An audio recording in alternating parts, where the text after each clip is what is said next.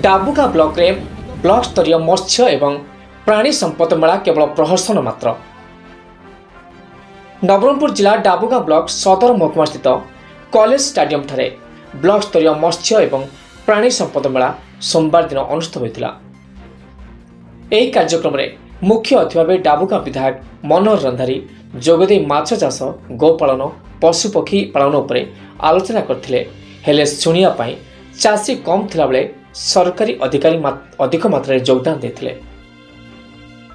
परिचालना करथिबा अधिकारी कहवा अनुसार चाषी किपरि मत्स्य चाष प्राणी संपद पशुपालन उपरे बुझी पारिबे से नहीं सरकार अनेक चेष्टा करछन्ति, किंतु किछि अधिकारी चाषी मानकु अवगत न करी एपरि कार्य करुथिबारु जहा फलरे मुख्य चाषी माने ए विषय जानि पारि नाहंती।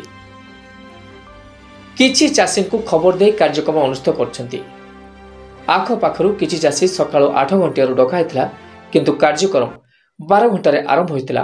खाली सेतिक नुहे, कागज पत्र प्राय 200 ऊर्ध्व चाषी आसथिबार दर्शाଯାଇଛି, किंतु मिलिथिबा सूचना प्रकार केवल 150 जन पई रोषे हेतिला बेले ताहा भी चाषी मानकु किभली खाद्य दियाहला ता न कहबा भलो। एही कार्यक्रम पई 3,60,000 टंका आसीथिला बेले अंततः चाषी भाई मानकु भल खाद्य गंडे देई पारथांते।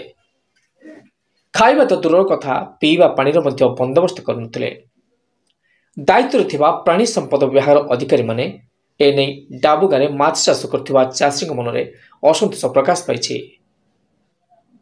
खबर था कि प्राणी संपद विभाग को उक्त कार्यक्रम को तदारख करने को निर्देश आछि, किंतु चाषी को डाकी प्राणी विषय कहवा चाषी को उपहास करिया होली होछि।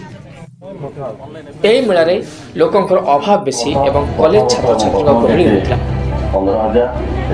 नवरंगपुर मीर सगर पात्र रिपोर्ट पटियान टीवी।